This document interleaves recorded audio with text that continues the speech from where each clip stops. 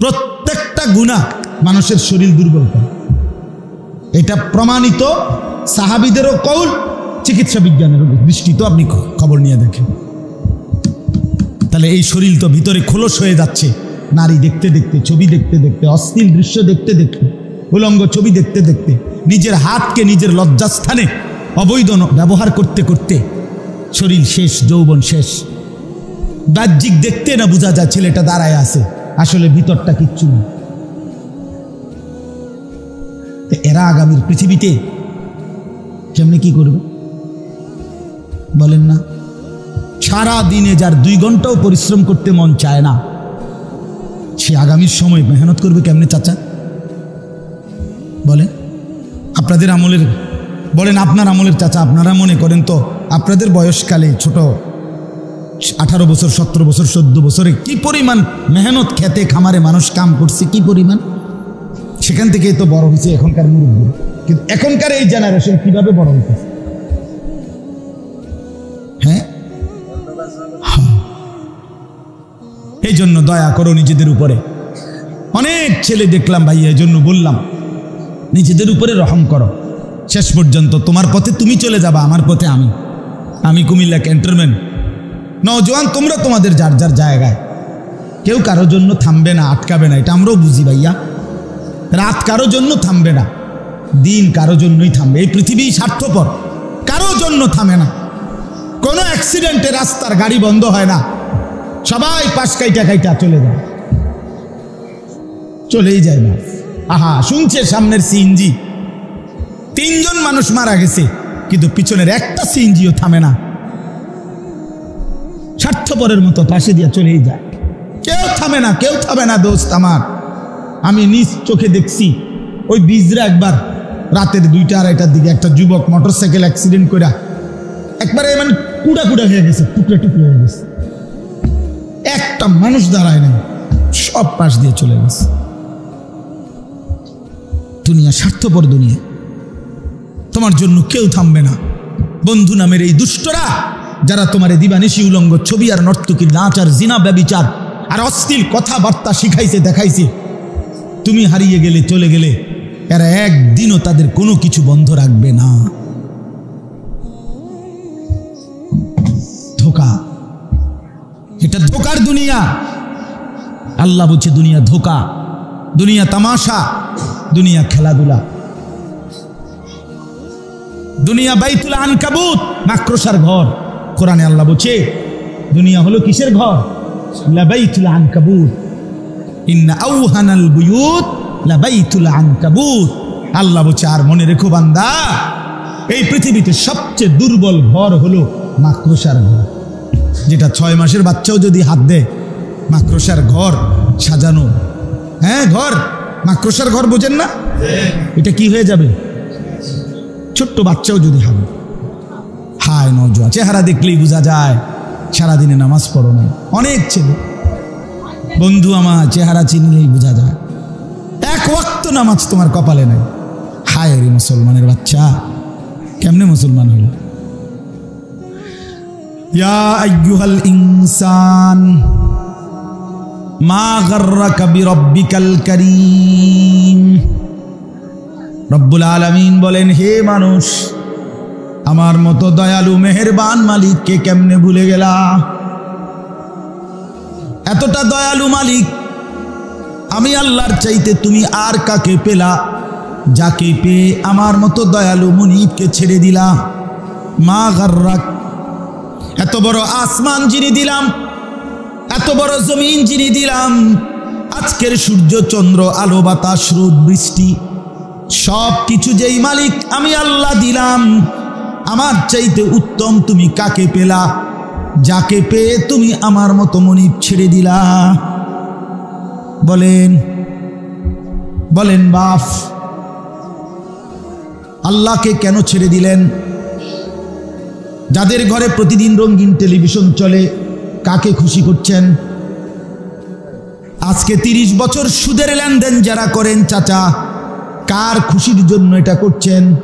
এই সুদখোর, হারামখোর, নির্লজ্জ সুদখোর হলো জমিনের সবচেয়ে বেশি পাষাণ সবচেয়ে পাশান, যার চামড়ার মধ্যে শরীরের মধ্যে কোনো দয়া মায়া বলতে কিচ্ছু নাই, কিচ্ছু নাই, কিচ্ছু নাই, এটা কিচ্ছু নেই, এটা পাষাণ। কারে খুশি করলেন? ছেলে মেয়ের অভাব দূর করছেন, আমনে সুদের টাকা দিয়ে জমাইয়া বাড়িঘর বাজার সদাই করে দেওয়ার পরে আমনে মরার পরে আর জিফুতে কামাই করে না, কথা কয় না। কোন সুদখোর মরলে আর এই ঘরে আর এরপরে আর বাজার লাগে না, তো তা আপনি কি গুছিয়ে গেলেন? আপনি কিটা শেষ করে গেলেন?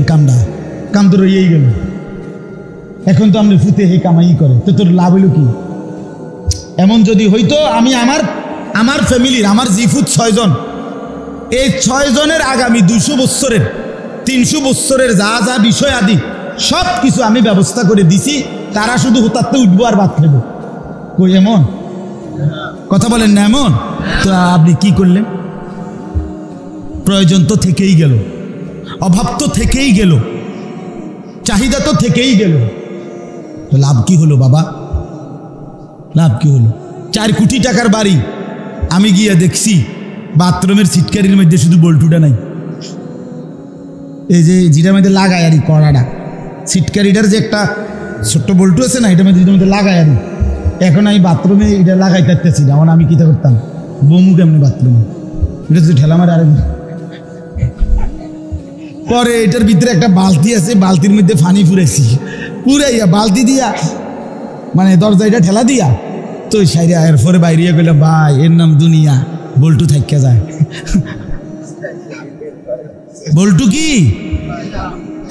এটাই দুনিয়া দোস্ত, প্রয়োজন থেকেই যায়, কিছু না কিছু সমস্যা থেকেই যায়, কুলাই চাটতেন না, বুঝাই চাটতেন না। দুনিয়া রাক্ষস, দুনিয়া রাক্ষস, দুনিয়া রাক্ষস, এটা শুধু গিলে আবার হা করে। আল্লাহ আমাদেরকে বুঝ দান করেন। আমার নওজোয়ান বন্ধুরা, বাবারা, চাচারা সবাই মিলে চলেন, জিন্দেগি কাজে লাগায়। যে চুপ থাকে সে নাজাত পায়। অসংখ্য হাদিস আছে যেখানে এই কথা নবী সাল্লাল্লাহু আলাইহি সাল্লাম বলছেন যে জবানের হেফাজত অনেক বড় নিয়ামত। যে নিজের কথা নিয়ন্ত্রণ করতে পারছে, অপ্রয়োজনীয় বেহুদা ফালতু এমন কথা থেকে নিজেকে বাঁচাইতে পারছে, রাসূলুল্লাহ সাল্লাল্লাহু আলাইহি ওয়াসাল্লাম নিজে তার জান্নাতের জিম্মাদারি নিছে। নবী সাল্লাল্লাহু আলাইহি সাল্লাম বলছেন, আমি তার জান্নাতের জিম্মাদার। মান ইয়াদমান লি মা বাইনা লাহিয়াইহি ওয়া মা বাইনা রিজলাইহি আযমান লাহুল জান্নাহ। নবী সাল্লাল্লাহু আলাইহি সাল্লাম বলছেন, 2 চোয়ালের মাঝখানে যে জিহ্বা অর্থাৎ জবান, আর 2 রানের মাঝখানে যে লজ্জাস্থান, এই 2 জিনিস যে হেফাজত করবে, আমি রাসূল ওয়াদা দিলাম, আমি তার জান্নাতের জামিন জিম্মাদার হলাম, আমি তাকে জান্নাত বুঝাই দেব। তাহলে জবানের হেফাজত, এটার মধ্যে জান্নাত। হাদিসের মধ্যে আছে, নবী সাল্লাল্লাহু আলাইহি ওয়াসাল্লাম ইরশাদ করেছেন, ওয়াহাল ইয়াকুব্বুন নারা আলা মানাখিরিহিম ইল্লা হাসাইদু আলসিনাতিহিম। কিয়ামতের ময়দানে অসংখ্য মানুষকে মাথা নিচের দিকে দিয়ে 2 পাও উপরের দিকে তুলে হেসরানো হবে, মাথা নিচে পাও উপরের দিকে, এইভাবে মাটিতে ঘষানো হবে। নবী সাল্লাল্লাহু আলাইহি সাল্লাম বলেন, কেন? শুধুই মাত্র জবানের গুনাহের কারণে। হাদিস এটা, ইল্লা হাসাইদু আলসিনাতিহিম, তাদের জবানের কামাই। এই যে অনর্থক কথা, অপ্রয়োজনীয় কথা, মন্দ কথা, গীবত শিকায়েতের কথা, অশ্লীল কথা, গালিগালাজ, এই জাতীয় যত কিছু।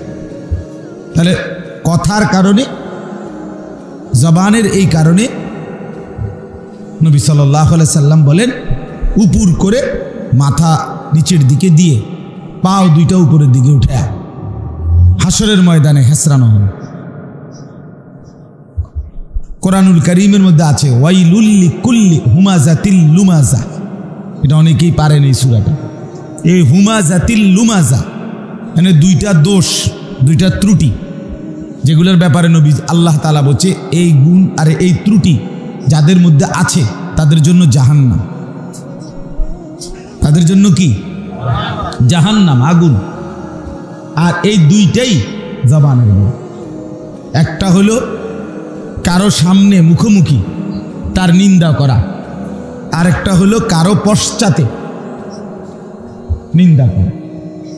এই দুইটাই, অর্থাৎ যে কাউকে সামনাসামনিও লজ্জা দেয়, মন্দ বলে, সেও জাহান্নামী, পশ্চাতে যে গীবত করে সেও জাহান্নামী। তাহলে জবান মানে এই জাহান্নামের কারণটা হলো কি? জবান। সামনে বলুক আর পেছন থেকে বলুক, সবটাই জবান।